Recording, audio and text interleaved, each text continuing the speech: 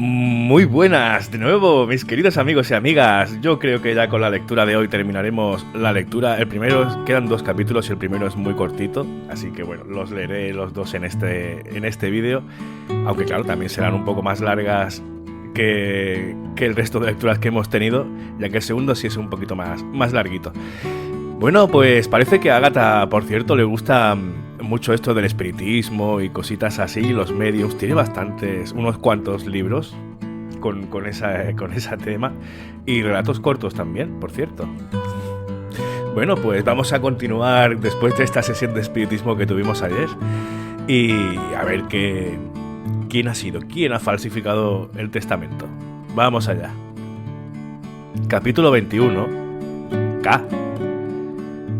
Lazarus, que había estado constantemente a su lado, murmuró: «Querida, querida». Poirot se llegó hasta el aparador y llenó de vino un vaso. Se lo entregó a Fricka y estuvo a su lado hasta que lo hubo vaciado.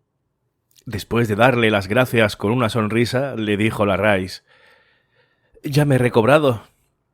¿Qué es lo mejor que puedo hacer ahora?» Miró a Japp, pero el inspector movió la cabeza. «Yo estoy de vacaciones, Mrs. Rice. Me encuentro aquí por complacer a un amigo de mucho tiempo, no por otra cosa. La policía de Saint Loup es la que se cuida de las indagaciones». Entonces levantó Fricka los ojos hacia Poirot. «¿Colabora usted con la policía local?» «Nunca. Soy un humilde consejero». «Monsieur Poirot», dijo vivamente Isa, «¿no se podría guardar todo esto en silencio?» ¿Es esto lo que usted quisiera? Sí. Después de todo, yo soy la más interesada en estos sucesos. Ya no habrá más atentados contra mi persona. No, es verdad. No habrá más atentados contra su persona. Ahora. Usted piensa en Maggie, Monsieur Poirot, pero nada podría devolverle la vida. Además, al descubrir las escenas de esta noche, se haría recaer un cúmulo de desdichas sobre Fricka, que no se lo merece. ¿No se lo merece? ¿Está usted segura de ello? Segurísima. Ya se lo dije antes, que Fricka tenía un marido pérfido, y esta noche ha podido usted verlo por sí mismo. Ahora ya ha muerto. Sea esa muerte el fin de tan tormentosa historia. Dejemos que la policía busque al asesino de Maggie. No lo encontrará y nada más. Así pues, ¿su idea es precisamente dejar todo en silencio? Sí, por favor, se lo ruego, querido Monsieur Poirot. Hércules miró lentamente en torno suyo, preguntando: ¿qué dicen ustedes? Cada cual habló a su vez. Acepto. Fui yo el primero en decir, respondiendo a su muda pregunta. Yo también, añadió al momento Lazarus. Es lo mejor que se puede hacer, afirmó Challenger. Y Croft exclamó con voz bien decidida: olvidemos cuánto ha ocurrido aquí esta noche. Mrs. Croft, volviéndose a Isa, suplicó: no sea severa conmigo, querida. Isa la miró de arriba abajo, desdeñosa, fría, sin añadir una palabra. ¿Y usted, Helen?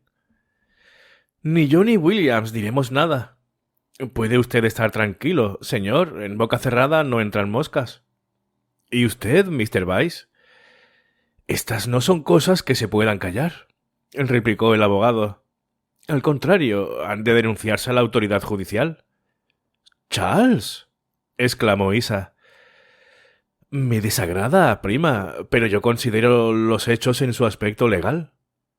Poirot rompió a reír y dijo: son, pues, 7 contra 1. El bueno de Japp se mantiene neutral. Yo estoy de vacaciones, dijo Japp sonriendo. Yo no cuento. 7 contra 1. Solo el abogado Vyse se ha puesto de parte de la ley, del orden. Vyse, es usted un hombre de carácter. Vyse se encogió de hombros y replicó: la situación es clara. No cabe duda acerca de lo que ha de hacerse. Sí, es verdad. Usted es un hombre honrado. Pues bien, también yo quiero estar con la minoría. Opto también por la verdad. —¿Monsieur Poirot? —exclamó Isa. Señorita, usted fue la que me arrastró a esta aventura. Usted quien me indujo a cuidarme de ella. Ahora no puede obligarme a callar. Levantó el índice con un movimiento de amenaza que le conocía muy bien. Siéntense todos y les diré la verdad. Obedientes a la orden dada, sentáronse todos mirándole. Escuchen ustedes. He aquí una lista, la de las personas relacionadas con el delito. La había señalado con las letras del alfabeto, desde la A hasta la J. Esta era el símbolo de un desconocido relacionado indirectamente con el hecho por alguna conexión con los demás.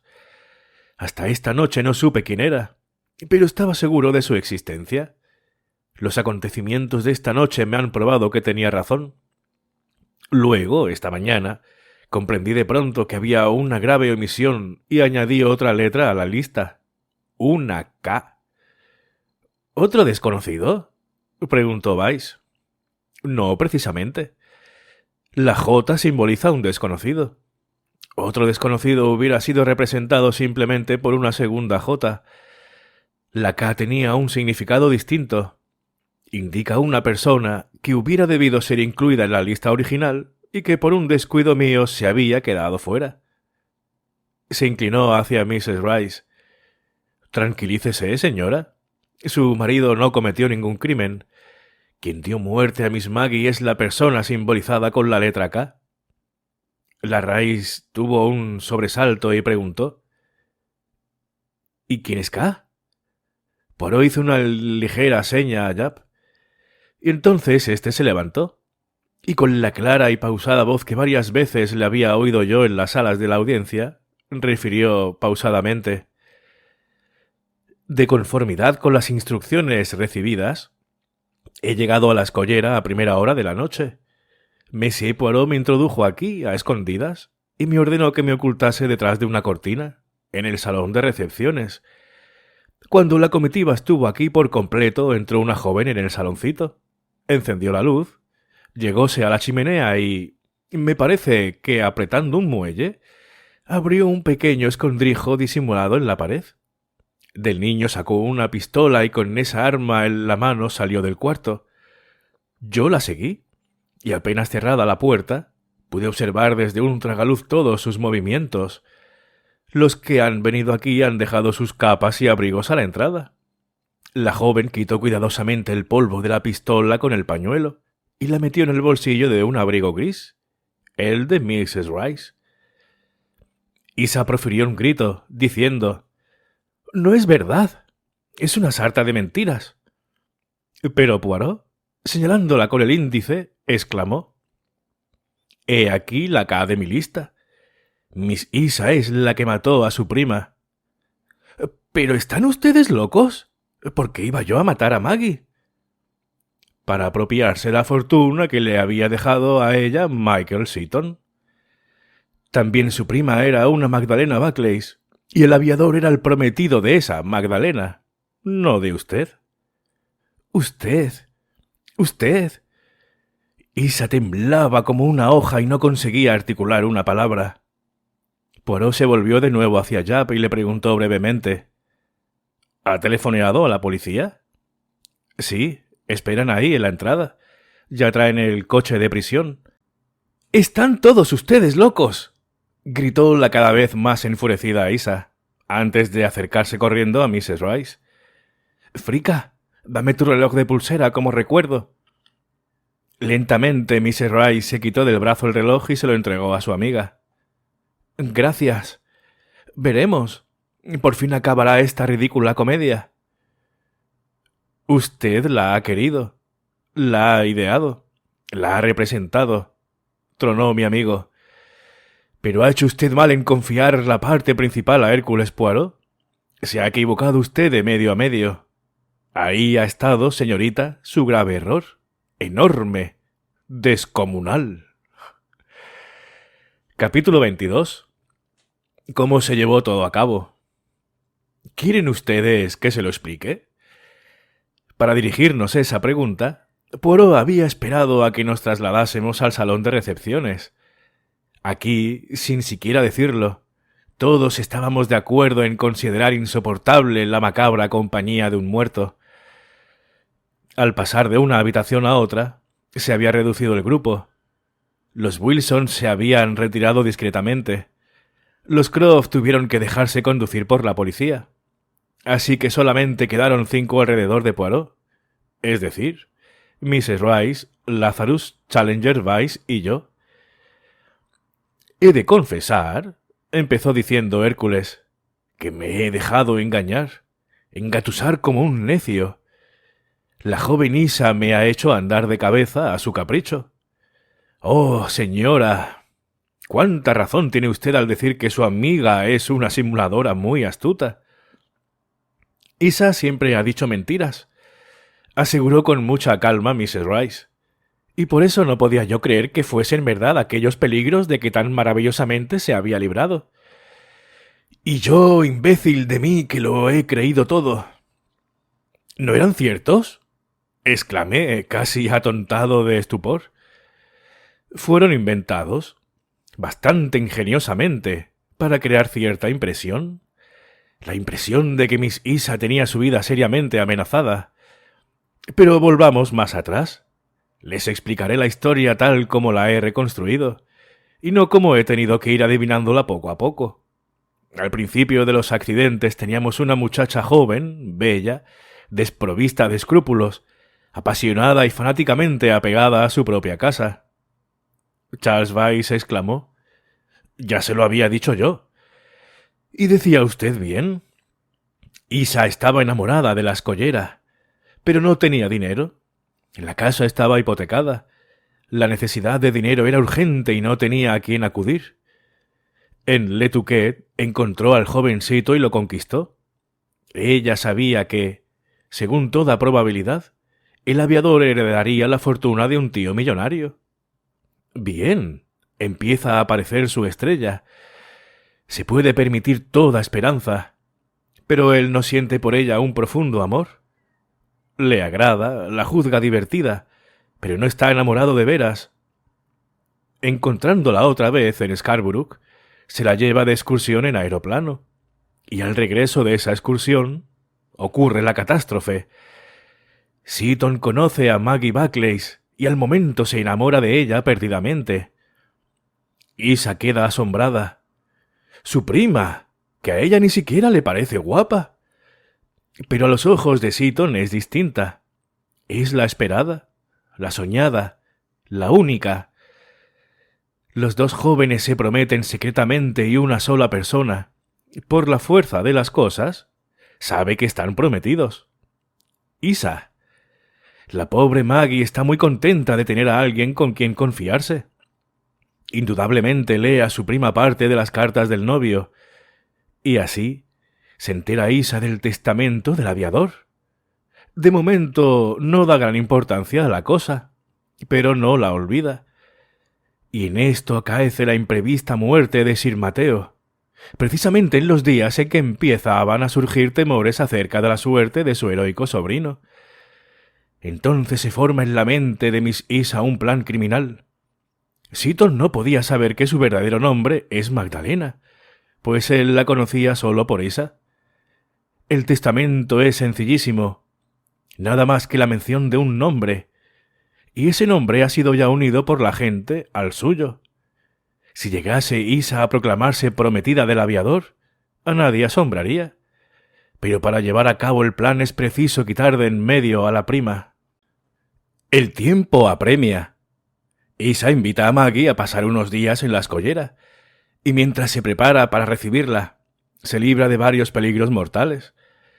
El cuadro cuya cuerda de sostén corta ella, el freno averiado, el pedrusco que rueda.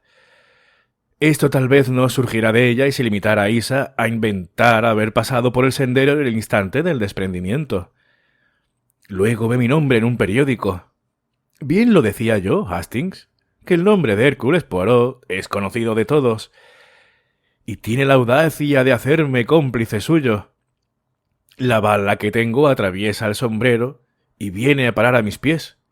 ¡Ingeniosa comedia! Y yo caigo, y yo creo en el peligro que la amenaza, y ella tiene ya de su parte un testimonio autorizado. Y yo me presto ingenuamente a su juego, insistiendo para que llame a una amiga a su lado. Aprovecha la ocasión al vuelo y suplica a Maggie que anticipe un día su llegada. Qué fácil es el delito a partir de ese momento. Al final de una cena, el lunes pasado, nos deja para ir a enterarse por la radio de la muerte de Seaton y, por consiguiente, para ultimar los preparativos del golpe. Sabe que tiene tiempo de apoderarse de las cartas escritas por Seaton a su prima. Las lee, escoge las que responden mejor a su objeto y las guarda en su cuarto, destruyendo las otras. Por la noche, ella y su prima se apartan del espectáculo de los fuegos para volver juntas a la casa. Isa induce a su compañera a que se ponga su mantón. Luego la deja salir y, siguiéndola de cerca, le larga 3 tiros. Entra inmediatamente en casa. Oculta la pistola en el escondrijo, cuyo secreto cree ella ser la única en conocer, y va arriba, a su cuarto. Espera en el primer piso, hasta que oye unas voces. Se ha descubierto el cadáver. Todo ha salido con arreglo a sus previsiones. Baja corriendo y sale por la puerta vidriera. ¡Qué bien recita su papel! ¡Admirable! La criada dice que en esta casa se respira una influencia malsana.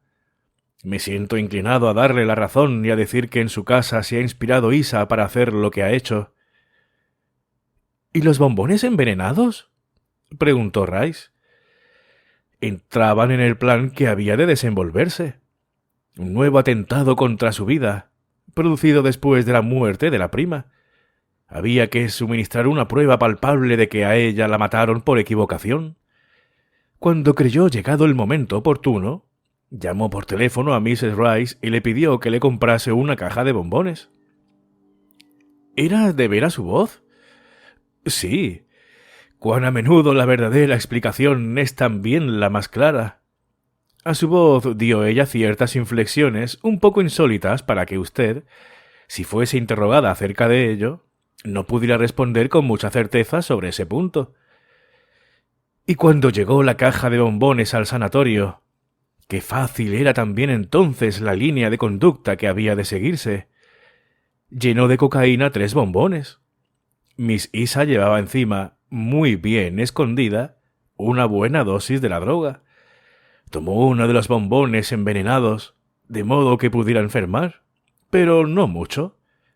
Sabía exactamente la cantidad que podía absorber y la serie de síntomas que exagerar. En cuanto a la tarjeta, ¡qué cosa más fácil! Adoptó la que acompañaba mi canastilla de flores. Es sencillo, ¿verdad? Pero había que pensar en ello. Hubo una pausa, tras la cual preguntó la Rice: ¿por qué habrá puesto la pistola en mi abrigo? ¿Me esperaba su pregunta, señora? Es muy natural que se le ocurriera.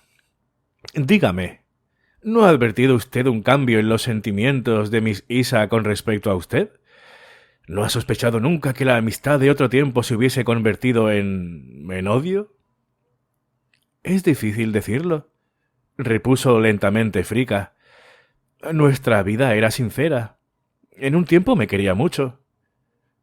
Y dígame usted, Mr. Lazarus, comprenderá que este no es momento para falsas modestias. ¿Ha habido alguna vez cierta ternura entre usted y Miss Isa? Lazarus negó moviendo la cabeza y comentando luego: durante cierto tiempo me pareció atractiva. Luego, no sé por qué, ya no me gustaba. ¡Oh!, exclamó Poirot. Su trágica suerte ha dependido precisamente de eso, de que atraía a la gente y luego ya no gustaba. Usted, en vez de encontrarla cada vez más simpática, se enamoró de su amiga. Y Isa, al verse apartada, empezó a detestar a la señora, que tenía a su lado a un amigo rico. Aún la quería el invierno pasado, en la época en que hizo el testamento, pero después variaron sus sentimientos. Se acordó de aquel testamento. No sabía que los Croft lo habían retenido y que, por tanto, nunca había llegado a su destino. Mrs. Rice, así hubiera razonado la gente, tenía ahora un motivo para desear la muerte de Isa. Así pues, decidió pedir por teléfono a esta señora la caja de bombones. Esta noche tenía que leerse el testamento que la nombraba su segunda heredera. Luego hubieran encontrado un revólver en el bolsillo de su abrigo, precisamente el revólver que dio muerte a Maggie Buckley. La señora, al notar que llevaba un arma encima, se hubiera traicionado por el acto mismo con que hubiese intentado librarse de ella. «Debe de haberme odiado», murmuró Fricka. «Sí, señora, porque usted posee lo que ha sido negado a su supuesta amiga, el arte de hacerse amar y de mantenerse constante al amor». «Seré muy estúpido», dijo, al llegar a este punto, el comandante. «Pero aún no he comprendido con certeza lo del testamento». «No, pues eso es una cosa distinta. Distinta y muy sencilla. Los Croft están aquí, retirados, para eludir las investigaciones de la policía. Isa ha de sufrir una operación. Nunca ha pensado en hacer testamento.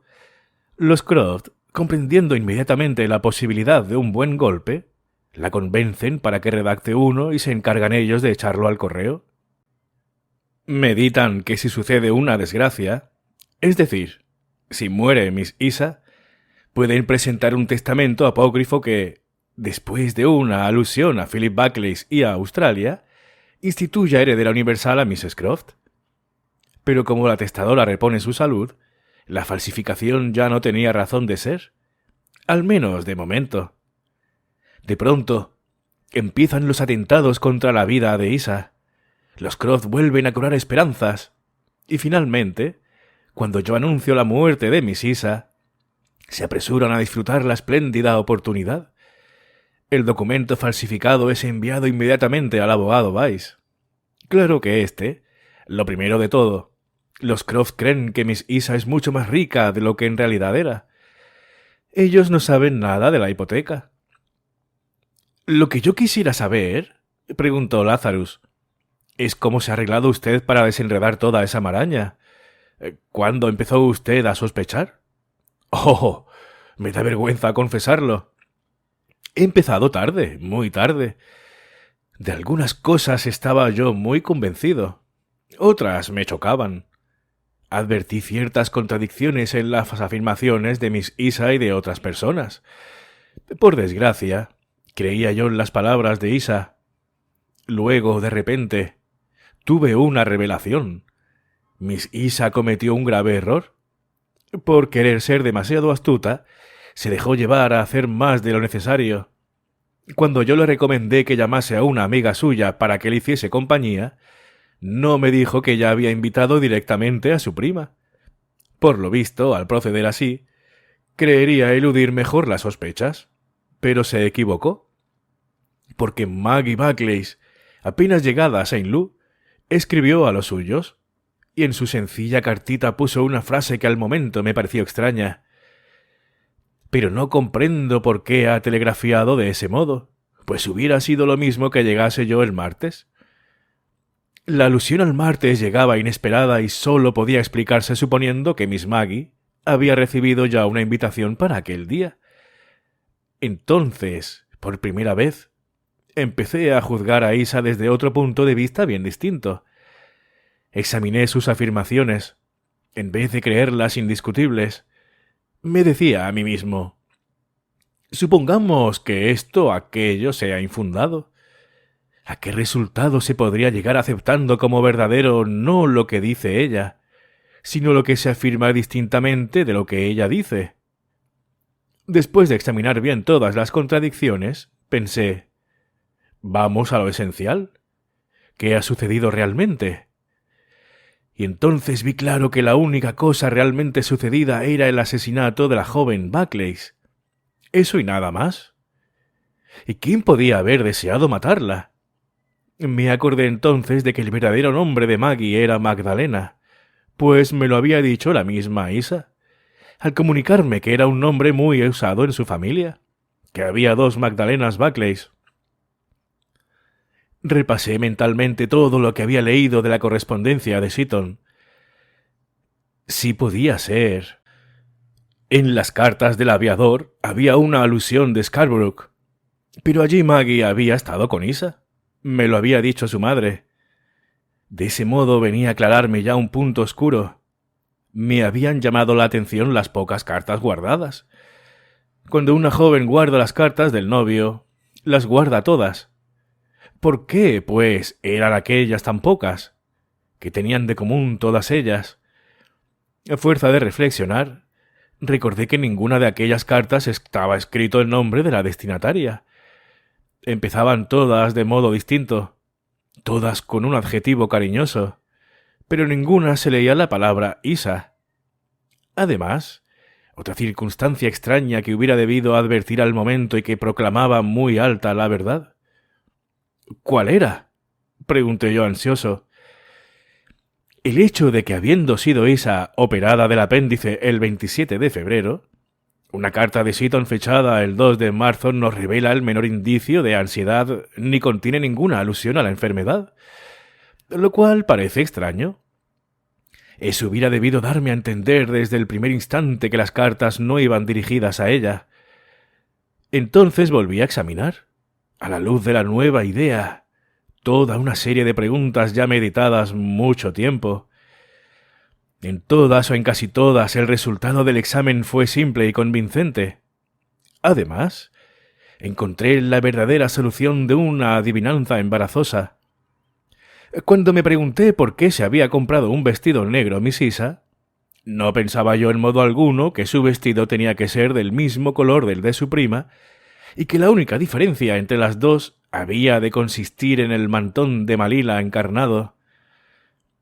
Pero la primera respuesta imaginada nunca me satisfizo plenamente, porque, después de todo, es difícil creer que una muchacha se vista de luto cuando aún no está segura de la muerte de su novio. Por todo lo cual, me decidí yo a representar también mi pequeño drama, y se ha efectuado la circunstancia por mí prevista. Isa había negado obstinadamente la existencia del nicho secreto. Ahora bien, sí existía, y no veo por qué le hubiera podido afirmar en falso la criada. Miss Isa lo conocía seguramente. ¿Por qué lo había negado con tanta vehemencia? Es posible que en aquel hueco se escondiera la pistola y que se escondiera allí con la recóndita intención de hacer recaer las sospechas en algún otro personaje. Le di a entender que sobre Mrs. Rice pesaban los más graves indicios. Eso era conforme a sus propósitos. Como yo preví, no supo resistir a la tentación de añadir una prueba más contra su amiga, una prueba suprema, aplastante. Además, era cosa más segura para ella. El escondrijo secreto podía llegar a ser descubierto por la criada y con la pistola dentro. Y hace un rato, cuando todos estábamos reunidos ahí, ha querido ella aprovechar el momento para sacar la pistola del nicho y meterla en el abrigo de la señora. Y así es como, por fin, se ha descubierto ella misma. Sin embargo, no puedo arrepentirme de haberle cedido mi reloj. Sí, señora. La Rice exclamó casi gritando. ¿Sabe usted también eso? En aquel momento interrumpí yo para preguntar. ¿Y Helen sabía o sospechaba algo? No, la he interrogado. Me ha dicho que se decidió a quedarse en casa aquella noche porque, repitiéndolo con sus propias palabras, sentía que había algo en el aire. Supongo que Isa insistiría demasiado para decidirla a ir a ver los fuegos, y ella había comprendido la antipatía de su ama por Mrs. Rice. Me ha dicho que sentía en los huesos que aquella noche había de suceder algo, pero que creía que había de sucederle a Fricka. Conocía el carácter de su ama, que, según ella, siempre había sido una chiquilla extraña. Sí, murmuró Fricka. Eso pensamos de ella. Una chiquilla extraña. Una pobre criatura que no conseguía dominarse. Yo, por lo menos, quiero creerla así. Poirot le tomó la mano y se inclinó gentilmente a besarla. Charles Bay se movió penosamente. Será un mal asunto. Sea como fuere, deberíamos unirnos para defenderla. No creo que sea necesario, repitió pausadamente Hércules Poirot. Cuando menos, si es verdad lo que sospecho. Y volviéndose de pronto a Challenger. ¿No es usted el que introduce la droga en los relojitos de pulsera? Balbució el marino muy sorprendido. No intente echárselas de bonachón para engañarnos. Usted habrá engañado al amigo Hastings, pero no a mí. Sacan ustedes pingües ganancias. Usted y el tío de Harley Street, con el comercio de drogas estupefacientes. Monsieur Poirot. Challenger se había puesto en pie de pronto. Hércules le envolvió en una plácida mirada. ¿Usted es el útil solterón? Niéguelo si quiere. Pero si no quiere que intervenga la policía en sus actos, le aconsejo que se vaya. Y con gran sorpresa mía, Challenger se fue. Salió de la casa corriendo. Yo miraba la escena con la boca abierta. Poirot reía. Ya se lo he dicho, querido. Sus instintos siguen siempre pistas falsas. Es una asombrosa especialidad suya. ¿Había cocaína en el reloj de pulsera? Sí. Y así es como Miss Isa pudo tenerla en el sanatorio consigo. Y como su provisión se acabó con los bombones de chocolate, ha pedido el reloj de la señora, porque sabía que estaba lleno. Según usted, ¿no puede prescindir ella de la cocaína? No, no. Isa no es cocainómana. Alguna vez, de vez en cuando. Por extravagancia, nada más. Pero esta noche necesitará la droga por otro motivo. Esta vez la dosis era completa. ¿Quiere usted decir? No pude llegar a terminar la frase. Sí, es el mejor camino que puede seguir. Siempre es preferible eso a la cuerda del verdugo. Pero silencio. No debemos hablar en presencia del abogado Weiss, columna del orden y de la ley. Oficialmente yo no sé nada. El contenido del reloj de pulsera es simple suposición mía. Sus suposiciones son siempre exactas, dijo tristemente la Rice. Tengo que irme, declaró Charles Weiss abrumado. Bajo su fría apariencia, sabe Dios por qué dolorosos pensamientos. Apenas hubo desaparecido el abogado, Poirot miró uno después de otro a Fricka, a Rice y a Lazarus. ¿Se casarán ustedes ahora? Lo antes posible, respondió el joven. En realidad, Monsieur Poirot, añadió ella, no soy tan viciosa como usted cree. Me he curado casi completamente, y ahora con la felicidad en perspectiva, creo que ya no necesitaré reloj de pulsera. Le deseo que sea muy feliz, señora, dijo cordialmente Poirot. Usted ha padecido mucho, y a pesar de todas las penas sufridas, sigue siendo misericordiosa. Yo la cuidaré mucho, declaró con ímpetu Jim Lazarus. Mis negocios no van muy bien, mas espero salir adelante. Y aunque todo continuase mal, Fricka se resignaría a ser pobre, como yo. Mrs. Rice levantó la cabeza sonriendo. Es tarde, dijo Poirot después de mirar el reloj. Nos levantamos los cuatro. Hemos pasado una extraña velada en esta extraña casa. Helen tiene razón en llamarla casa de mal agüero. Alzó los ojos en aquel momento hacia el retrato de aquel demonio, y con uno de sus originales arrebatos preguntó a quemarropa. Perdóneme, Mr. Lazarus. Sírvame darme respuesta a un problema que no he resuelto. ¿Por qué ofreció usted 50 libras por ese cuadro? Me gustaría saberlo. Lazarus le miró muy serio por un momento. Luego se decidió a sonreír y a explicar. Verá usted, Monsieur Poirot, yo soy comerciante. ¿Ya? Ese cuadro no puede valer arriba de 20 libras esterlinas. Sabía que al ofrecerle 50, a Isa se le hubiera metido en la cabeza que valía mucho más y hubiese mandado tasarlo. Hubiera tenido que convencerse de que el premio por mí ofrecido era superior en mucho al verdadero valor del cuadro. Si por segunda vez le hubiese yo propuesto la compra, ya se cuidaría de mandar tasar de nuevo el cuadro para cedérmelo. ¿Ya? ¿Y qué? Ese cuadro vale lo menos 5.000 libras esterlinas, replicó lentamente Lazarus, Ah, exclamó Poirot con un gran suspiro de descanso, y luego añadió radiante: ahora ya lo sé todo. Y bien, pues aquí hemos terminado la lectura. Bueno, me alegro en cierto sentido, ya sabéis, porque al final tenía razón.